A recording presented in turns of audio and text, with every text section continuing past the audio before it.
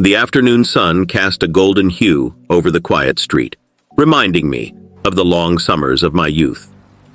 As I walked, I pondered the conversations that filled those days, rich with wisdom and foreboding.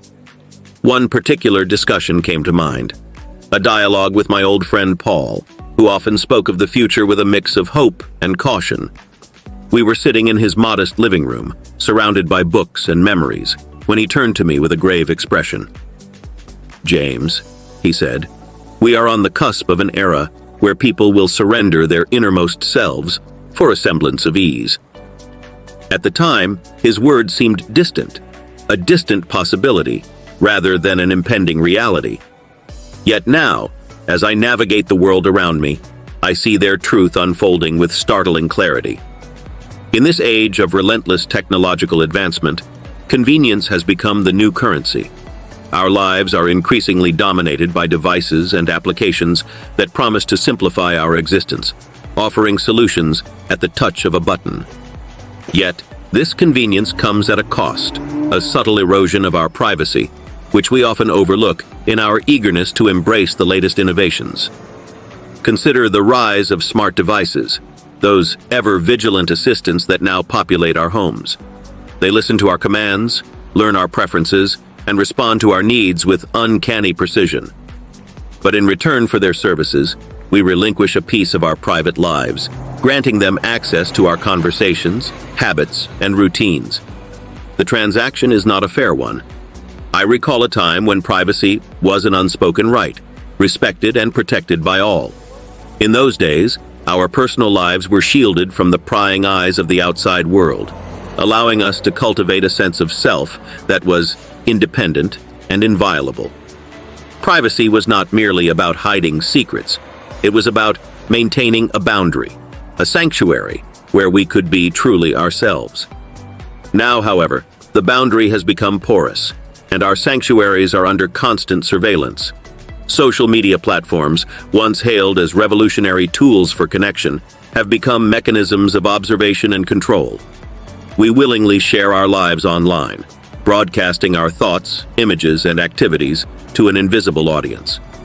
In doing so, we create a digital footprint that can be traced, analyzed, and exploited. The consequences of this shift are profound. As we trade privacy for convenience, we expose ourselves to new forms of vulnerability. Our personal data, collected and commodified, can be used to influence our decisions, shape our beliefs, and manipulate our behaviors. The power structures of the past, the forces of oppression and control that I have long written against, find new manifestations in the digital age. Despite this, the allure of convenience is undeniable. I, too, have felt its pull. I remember the first time I used a smartphone, marveling at the wealth of information it placed at my fingertips. The world seemed smaller, more accessible, yet I could not shake a sense of unease, a feeling that I was part of a vast, unseen network, always watching, always recording.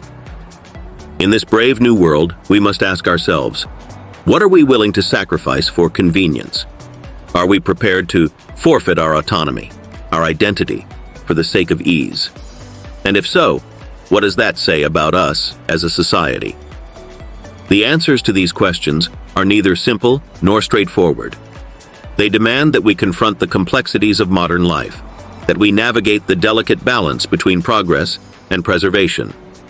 We must find a way to embrace the benefits of technology without losing sight of our humanity, our right to privacy, our need for personal space. As I continued my walk, I found myself at a small cafe, a familiar refuge from the noise of the world. I took a seat by the window, and soon after, a young man entered and sat at the table next to mine. He was absorbed in his smartphone, his fingers dancing across the screen with practiced ease. Intrigued, I struck up a conversation. His name was Daniel, a software developer deeply embedded in the world of technology. We talked about his work, his aspirations, and eventually, our discussion turned to the topic of privacy. Daniel spoke passionately about the advancements in artificial intelligence, the marvels of machine learning, and the endless possibilities they presented. Yet, when I asked him about the trade-off between privacy and convenience, He paused, his expression turning contemplative. It's a tricky balance, he admitted. On one hand, these technologies make our lives easier, more connected. But on the other, they collect so much data about us. Sometimes, I wonder if we've crossed a line, if we've given away too much of ourselves. His words echoed my own concerns, and I shared with him Paul's warning from years ago. Daniel listened intently, nodding in agreement. He recounted an incident from his own life, a moment that crystallized his awareness of the issue.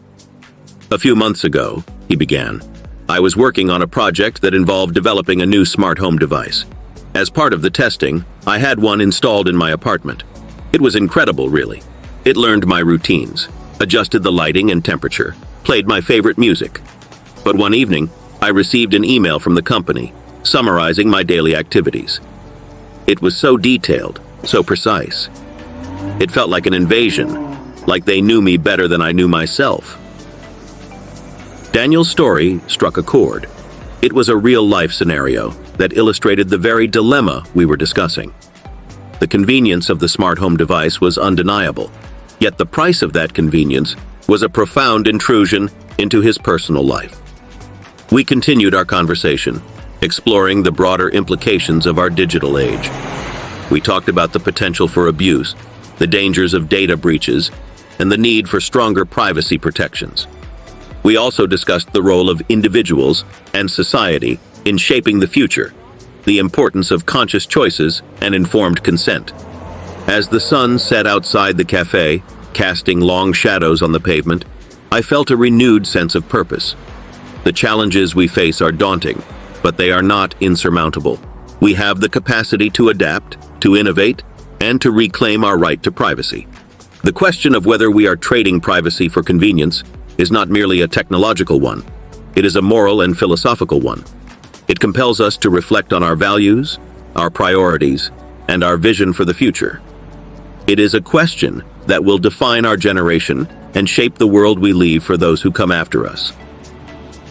As I left the cafe and walked into the twilight, I carried with me the words of my friend Paul, a reminder that in our pursuit of convenience, we must never lose sight of what truly matters. Privacy, like freedom, is a right worth fighting for, a right that defines us as individuals and as a society. And in preserving it, we protect not only our personal sanctuaries, but the very essence of our humanity.